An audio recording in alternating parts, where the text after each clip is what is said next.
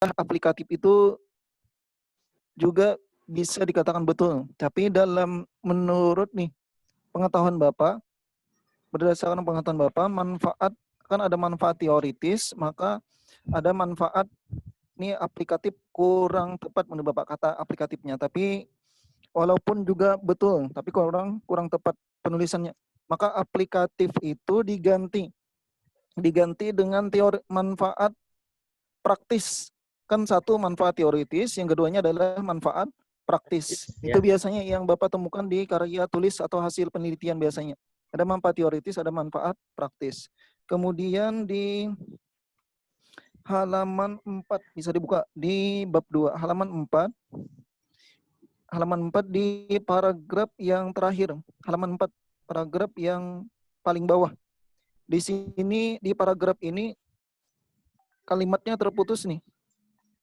Nanti bisa dibetulkan. Kalimat nih misalkan sementara itu menurut ini Dictionary of Modern ini kan terputus nih. Modern dengan kata setelahnya yang berbahasa Inggris tuh. Nanti dibetulkan, dinaikkan ke atas. Kalau yang file yang Bapak terima ini begini. Nanti dijadikan kalimat, jadikan satu paragraf utuh supaya jangan terputus nih. Kalau di sini kan terputus. Kemudian ke bab 3, teknik pengolahan data. Teknik pengolahan data, bab 3.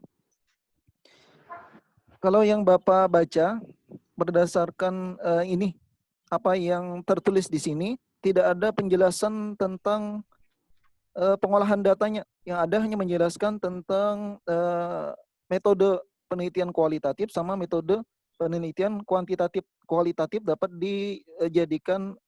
diubah menjadi data kuantitatif. Tapi tidak ada narasi atau penjelasan tentang teknik pengolahan data. Mengolah data itu seperti bagaimana? Kan teknik mengolah data itu ada mengolah data saat sebelum di lapangan, ada mengolah data saat berada di lapangan, ada mengolah data saat sesudah berada di lapangan. Itu ada tekniknya. Kalau di sini kan di bagian poin D halaman 14 ini Bapak tidak menemukan nih penjelasan tentang teknik pengolahan data. Tapi nanti bisa ditanggapi. Mungkin saja ada. Barangkali Bapak tidak terbaca nih. Nanti bisa ditanggapi untuk yang bagian ini. Kemudian halaman bab 4. Masuk ke bab 4. Bab 4.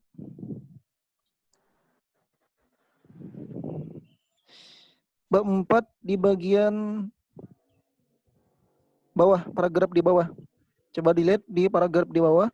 Ini kan berdasarkan data yang tertera pada tabel 1, terdapat 48 responden yang menjawab bahwa Ustadz Abdul Somad sering menggunakan metode dakwah bilhal dalam menyampaikan dakwah. 3 orang responden. Mungkin ini salah ketik nih atau lupa mengubah nih. Di sini kan tertulis 3 orang. Sedangkan yang di tabelnya tertulis 12 orang. Ini bisa dipahami. Nanti bisa diubah nih. Di sini halaman 15 tertulis di narasinya 3 orang, sedangkan di tabelnya yang menjawab kadang-kadang nih, di tabelnya ada 12 orang. Nanti disesuaikan. Kemudian tabel yang kelima, silakan masuk ke tabel yang kelima. Tabel 5 sama juga ini. Tabel kelima di narasinya.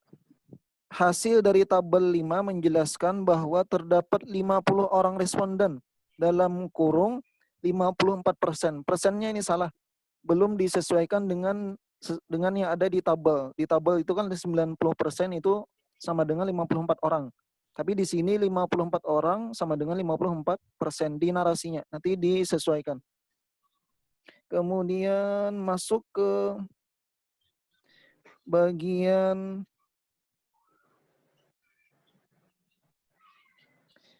saran.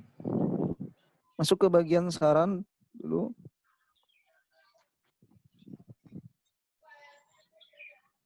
Saran yang nomor 2.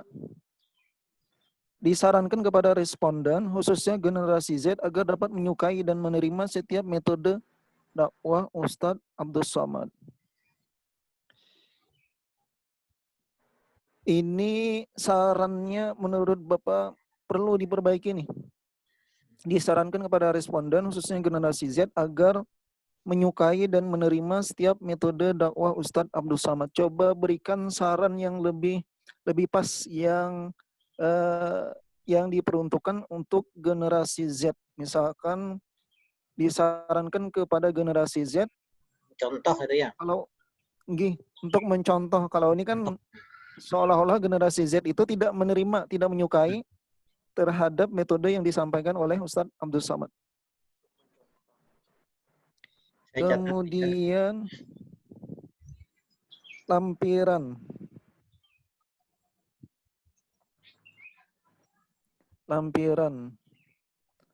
Lampirannya sudah, ini sudah nih. Lampirannya sudah sesuai. Lampiran bagian awal bertanya tentang metode apa saja yang digunakan oleh Ustadz Abdus Somad. Kemudian jawabannya ada ya, kadang-kadang, dan tidak pernah. Ini sudah pas. Kemudian lampiran yang bagian kedua, ini juga sudah sesuai. Tapi ini sebenarnya nih yang terakhir, yang sebenarnya ingin Bapak tanya kepada Ananda Reja. Tadi kan ada berapa respondennya jumlahnya? 60. Ada 60 ya? 60. Sampel 60 orang. Ini berdasarkan kan memilih 60 orang ini. Apa alasannya? Kenapa memilih 60 orang ini? Karena lihat populasinya untuk generasi Z ini ada 273, Pak. Kira-kira 60 itu cukup sudah. Sudah merepresentatif tuh. Ya, lumayan akurat. Ya, mungkin alasannya lebih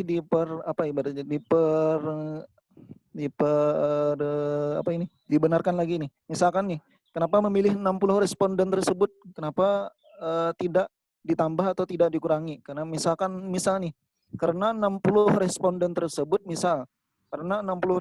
tersebut memang mereka yang sering mengamati atau mereka yang sering mengikuti atau mendengarkan ceramah Ustadz Abdus Somad ketimbang responden yang lain. Kenapa demikian nih? Karena kan kita tidak bisa menilai dakwah seseorang kalau tidak mengikuti atau mengamati dakwahnya. Kalau hanya sesekali mendengar, itu kan tidak mungkin tahu apa isi dakwah atau metode dakwahnya. Makanya ini yang ingin sebenarnya Bapak sampaikan nih. Kalau memang 60 orang itu yang sering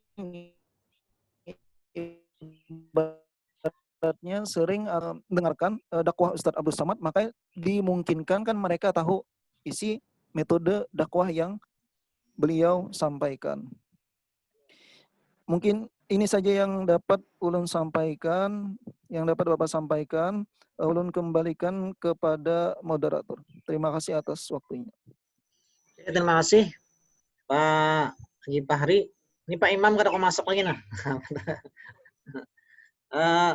Jadi luar biasa, bisa dicatat lah, mungkin ada penegasan, ini saya catat juga, mungkin rumusan masalah, kemudian itu sudah diperbaiki, ditukar tadi, kemudian di bab 1 juga manfaat aplikatif menjadi praktis ya, praktis. Kemudian yang lain simpulan-simpulan pembahasan itu sudah diperbaiki tentang angkanya ya, Rija ya.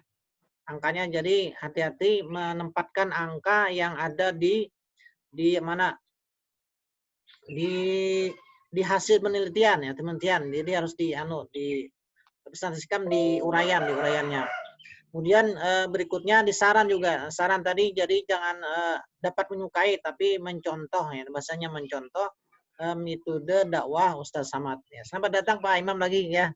Tadi karena waktunya habis jadi sambung lagi. Lewat nulas. Belum ya. Klik itu Pak, klik tombol yang mikrofon. Udah kawah masuk, suara kawah masuk juga sudah. Ya. Oke, Iya, bisa mulai. ditangkap Rija, anak dari Rija. Silakan, mungkin ada tanggapan tentang yang disampaikan oleh Pak Haji Fahri tentang apa penelitian yang Anda lakukan ini. Silakan.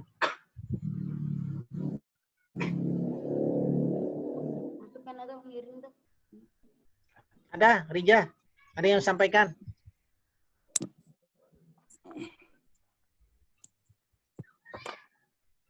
Ayah, ada yang sampaikan, Rija? Halo. Rija? Halo, Rija. Ada yang sampaikan? Kedengaran, Mbak. Oh, kenapa lah? Kedengaran, suaranya kedengaran atau ada? Kedengaran aja, suara kedengaran ya. Pian kedengaran, kata. Oke, sebelumnya saya mengapresiasi dulu kepada anak Narija yang telah melakukan, mungkin kemarin kan karena hal-hal karena mungkin terlambat untuk penelitian, beberapa anak kita mungkin terlambat, tapi dia mempergunakan secara digital sekarang. Ini perlu dihargai Pak Imam dan Pak Jepari, kita hargai anak-anak kita yang melakukan risetnya dengan cara Google Form ya, dengan penelitian itu, ini luar biasa. Ini cepat dan tanpa batas waktu dan tempat ya. Masing-masing di rumah di-share linknya, kemudian bisa mengisi. Nah, ini adalah penelitian zaman now ya gitu ya. Zaman now. Ya, bisa ditangkap Pak Rija. Sudah bisa dengar? Silakan. Ada yang Silakan Pak Rija. Rija. Halo. Ada. Ada. Rija. Halo Rija. Kok ada Pak handset nah? Ada gangguan kayaknya, Pak. Di sananya. Sana. Di Tamiang Layang. Oh iya, Tamiang Layang. Pak Imam di Incik lah. Ada bergerak. Iya. Bergerak kayak ini nah. Kayaknya bergerak aja Rijanya. Pada ulun kada bergerak, Pak. Iya kan? Oh. Nggih. Makanya bisa nunya tuh apa ngarannya sinyalnya tuh. Sinyalnya ya. Saya tunggu dulu ya. Pian sudah absen lah. Nah, ulun sudah nih. Sudah. Nah, pian nih ulun terlambat gara-gara pian sidang jam 4 sari paur tuh. Udah sambil lambat tuh sidang. Nah, Rija ayo. Bisa silakan. Rija.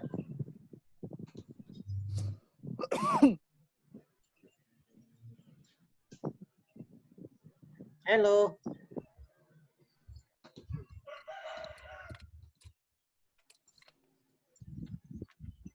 Oke, kita cukup. Ya, mungkin ada tambahan dari dua penguji. Ada dia, ada. Sudah cukup. Cukup, Pak Jipari, cukup. Sudah, Pak. Nggih, sudah, Pak. Ya. Sudah cukup. Terima kasih. Kami nanti konsultasi dengan pembimbing, dengan Rija. Dan ini mudah-mudahan menjadi masukan luar biasa bagi para dai yang melaksanakan. Dan ini ada satu poin yang penting adalah media sosial itu ada sangat efektif untuk metode dakwah ya Rija ya, dan kawan-kawan di dai untuk melaksanakan metode dakwah yang dilaksanakan oleh Ustadz Abdul Samad. Jadi kenapa dia itu tenar diantaranya adalah karena bantuan media sosial ya, media sosial yang sekarang marak, baik Instagram, kemudian YouTube, Facebook, sebagainya, apalagi masa-masa pandemi COVID-19 ini. Jadi luar biasa. Sekarang aja, coba lihat tiap hari ada dakwah-dakwah yang dilaksanakan secara online oleh para dai-dai terkenal di Indonesia. Terutama ini di channelnya Buya Yahya, kemudian Abdul Samad sendiri, kemudian siapa lagi? Agim. Ya. Rija bisa dengar? Rija, halo. Komitmen terakhir ya. Pak Imam, komen terakhir silakan. Statement terakhir silakan Pak Imam. Ini direkam Pak Imam nih, direkam. Silakan Pak Imam. Komitmen terakhir. Ya, statement terakhir. Bisa.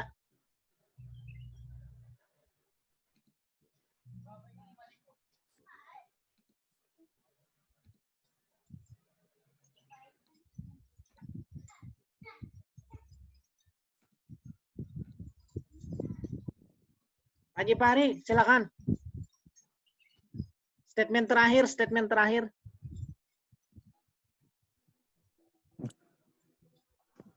Sudah Pak, sudah cukup Pak. Rija, Pokoknya selamat, ini sudah dapat menyelesaikan karya tulis ilmiahnya. Selamat, sudah bagus. Rija, bisa didengar Rija?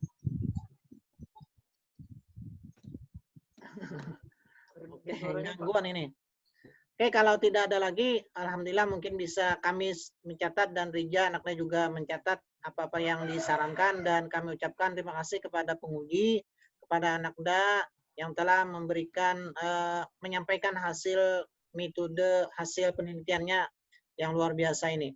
Mudah-mudahan ada manfaatnya bagi kita semua. Mari kita tutup bersama-sama mengucapkan tasbih subhanakallahumma bihamdika asyhadu an la ilaha illa anta astaghfiruka wa atubu ilaik. Walhamdulillahirabbil alamin. Assalamualaikum warahmatullahi wabarakatuh.